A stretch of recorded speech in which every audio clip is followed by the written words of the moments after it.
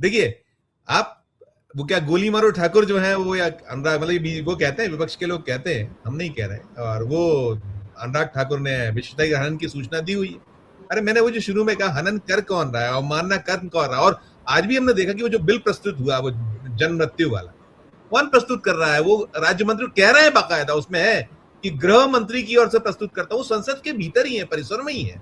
आपको संसद में नहीं, ये इतना इतना, वो तो बड़े माहे चढ़ा के बातें करा करते थे विपक्ष से। आज इतना डर क्यों है? क्या पक क्या रहा है? अभी तो लगातार सूचनाएं बैठ के चल रही है, प्रधानमंत्री से मिले हैं, बिरला से मिले हैं, ये है और वो है और तमाम है। और ये जो संसद के परिसर में जो करना पड़ा विपक्ष को, ये तो शायद मजबूर है विपक्ष, क्या करे आपकी? बिल्कुल संजीव जी नमस्कार, आपने सही बताया। मैं बस वो देख रहा था, आपने जिक्र किया प्रमाण का, वो जो बिल का, तो उस बिल में सवेरे जो ये रहा लेजिस्लेटिव बिजनेस एक एजेंडा आता है। एजेंडा ये इसमें दिखेगा नहीं, मैं आपको भेज देता हूँ, दर्शकों को दिखा दीजिएगा। जी जी जी जी। इसमें उन्होंने लिखा हुआ है कि लेजिस्लेटिव बिजनेस, जो सप्लीमेंट्री लिस्ट ऑफ बिजनेस आती है ना कि आज हाउस में क्या हो, उसमें लिखा है bill for consideration and passing, number 11, item number 11, Shri Amit Shah to move that the bill further to amend the registration of birth and death certificate. इसमें लिखा हुआ है अमित शाह का नाम। लाइव देख रहा था, उससे मैंने ही सुना राज्य मंत्री ने ये कहा, बकायदा मैं सुना था कि अमित शाह की ओर से। ये मैंने भेज दिया है, और चला देंगे हमारी टीम, मैं बिल्कुल चला देंगी, मैंने उनको भेज दिया है। जी। ये सब सदन, ये जो ये है ना अपना लिस्ट ऑफ बिजनेस है, उसमें डिटेल सवेरे से शाम तक आती है कि भैया क्वेश्चंस जो है वो अलग फॉर्मेट में है, वो उसका इसमें लिस्ट नहीं होती है, और 0 आवर में जिनको सवाल उठाने हैं वो, और लेजिस्लेटिव बिजनेस डिटेल में दिया गया है। किसी मिनिस्टर का स्टेटमेंट होता है तो बीच में बताया जाता है। तो इसमें साफ लिखा हुआ है कि अमित शाह आएंगे और वो करेंगे। अब वो क्यों नहीं आए, जबकि बिल्कुल सही बात है, हम लोग वीडियो भी देख रहे हैं उनका कि वो सदन में जो उतर रहे हैं जब सीढ़ियों से, तो कई सारे पत्रकार गोदी मीडिया के जो हैं वो उनके साथ बातचीत तो कर रहे हैं, लेकिन न किसी के हाथ में माइक है, न कोई किसी के हाथ में कैमरा है, न कोई सवाल पूछने की हिम्मत उनसे कर रहा है। तो और वो अपना आराम से चल के गाड़ी की तरफ बढ़ रहे हैं। तो ये तो सामने दिखाई दे रहा है। इसका मतलब सरदार की तरह आ रहे हैं, सरदार, और बाकी सब असरदार, मतलब कोई किसी में असरदार ही नहीं है, किसी में हिम्मत नहीं है सवाल पूछने की। कुछ रोज पहले हमने देखा था, वो सवाल पूछ रहे थे कि जी आपकी धोती बड़ी अच्छी है, लगता आसाम की धोती है। अब किसी भाई ने सवाल पूछा था। आज के दौर में जब छात्र वहां पिटाई खा रहे हैं, पैलेट गन्स का यूज हो गया इस दिल्ली के दिल में, बिल्कुल नजदीक दिल्ली में संसद भवन के, तो ऐसे में सवाल क्या होना चाहिए और क्या हो रहा है। तो उससे गोदी मीडिया जो है उनकी तो बार बार सोशल मीडिया पर उनकी हैसियत दिखाई जा रही है। तो अमित शाह नहीं आए, जबकि हाउस में ही बैठे हैं, सबको मालूम है, हाउस में ही थे उस दिन भी जब ये वायलेंस स्टूडेंट्स के खिलाफ पुलिस ने की थी, उस दिन भी हाउस में ही थे। प्रधानमंत्री तो जाना चाह रहे थे, लेकिन गाड़ियों का काफिला नहीं जा पाया, ये भी बताया गया। 4 गेट हैं, चारों गेट बंद कर दिए गए। आज तक के इतिहास में कभी नहीं हुआ कि चारों गेट बंद हो गए हो। एक बार हुए थे जब संसद पर आतंकवादी हमला हुआ था, उसके बाद आज हुआ, कभी नहीं हुआ ऐसा। और संसद के भवन के भीतर से हम लोगों ने देखा कि जो वहां पर फोर्सेस लगी हैं, उन्होंने कैसे राइफल तानी थी।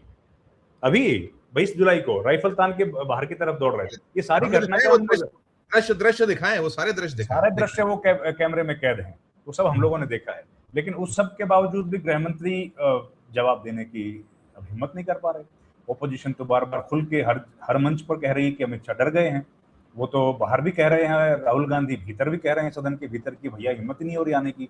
और उन्होंने तो यहाँ तक कह दिया कि 30 गाड़ियों के काफिले में जा रहे थे and he was shaking. Rahul Gandhi ने शब्द प्रयोग किए, सदन के भीतर किए। और सर वो शब्द जो थे वो तो एक्सपंज भी नहीं हुए, वो तो रिकॉर्ड में ही हैं। बाकी इडियट वाला तो एक्सपंज हो गया, ये एक्सपंज भी नहीं हो पाया। वो कह रहे 30 गाड़ियों का काफिला, और जितेंद्र सिंह कह रहे हैं 30 गाड़ियों में चलते ही नहीं अमित शाह। वो किसी ने वीडियो बना के भेज दिया 36 गाड़ियों में चलते हैं। अब बताओ मतलब जो वो वीडियो चल रहा है सर, 30 गाड़ियों का काफिला, और वो कह रहे 36 में चलते हैं, 30 में नहीं चलते। तो ये सारी जानकारी अब सोशल मीडिया पे छिपी नहीं है सर। अब एक्सपोजे हो रहा है, हर चीज के एक्सपोजे हो रहा है।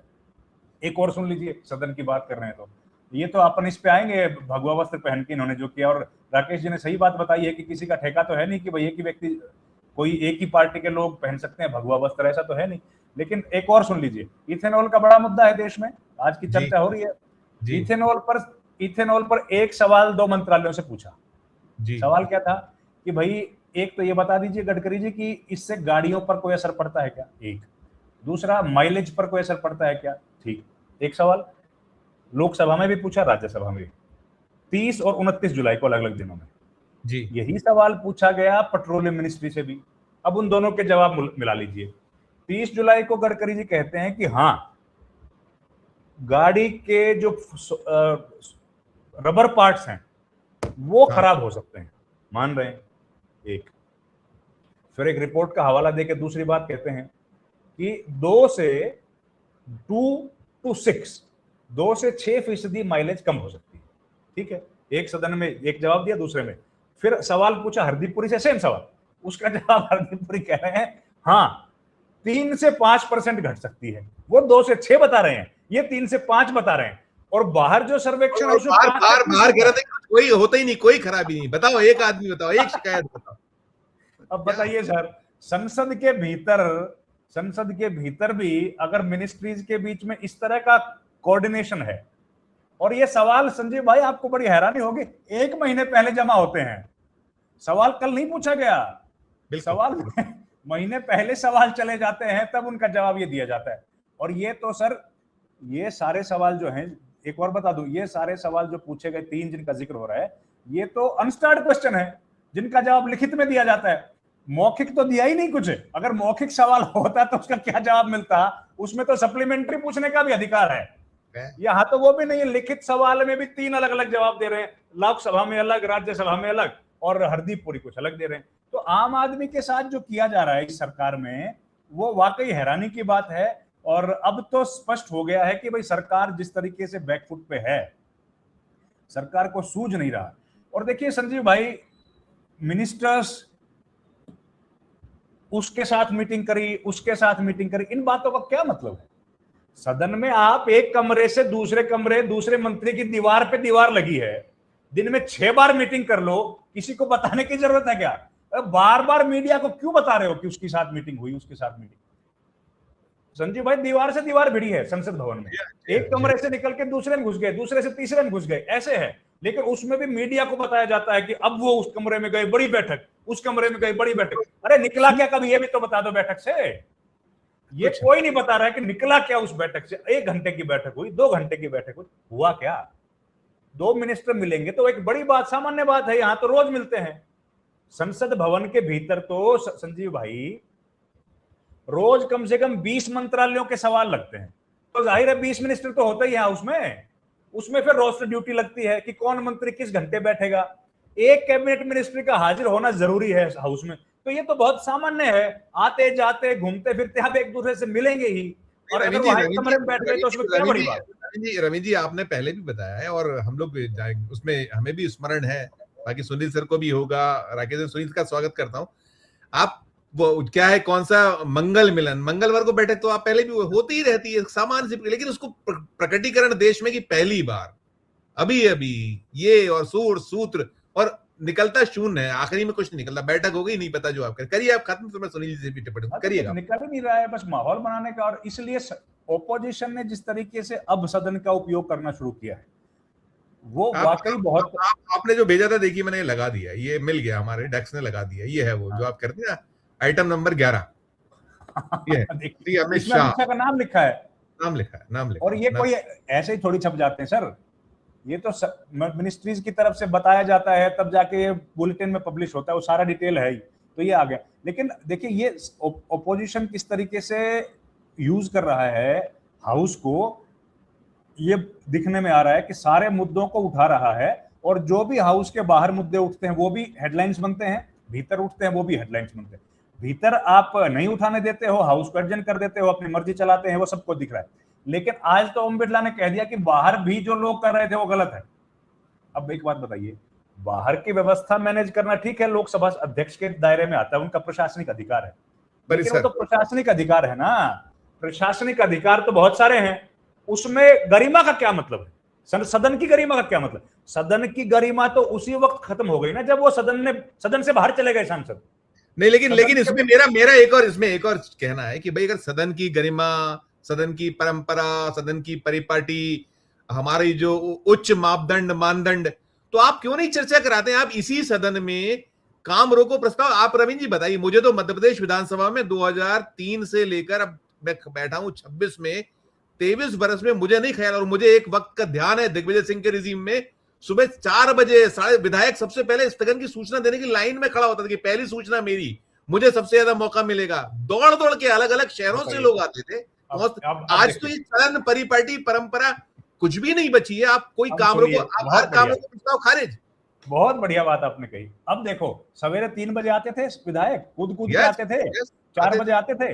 कभी आपने खबर छापी है? बात, कोई खबर, ये कोई बात थी क्या खबर छापने लायक? ये सामान्य उनका काम है भैया, वो काम करने के लिए आ रहे, कौन सा एहसान कर रहे हैं किसी को? चर्चा की शुरुआत वो करता था, सबसे ज्यादा स्पेस उसको मिलता था, हम देते थे, अच्छा बोलने वाले को स्पेस देते थे। कह रहा हूं संजीव भाई, उनकी ड्यूटी है, उसके लिए सैलरी मिलती है उनको, उनकी जिम्मेदारी है। आज बड़ी खबर बन जाती है कि कि संसद भवन में गृह मंत्री 12 बजे तक बैठे।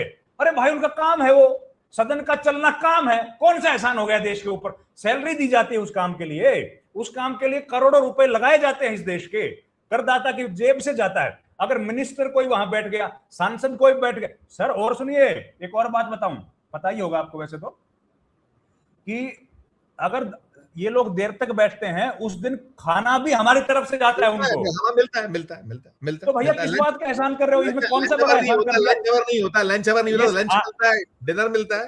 आप तीनों लोग बैठे हो, राकेश जी और सुनील जी तो बहुत वरिष्ठ हैं, इन्होंने कितनी रातें जाग जाग के रिपोर्टिंग की होगी, कभी बताया क्या किसी को? कितनी बार ऐसा होता है? और पहले की जो काउंटिंग होती थी सर, उसमें 3-3 दिन चलती थी। कौन सोता था पत्रकार?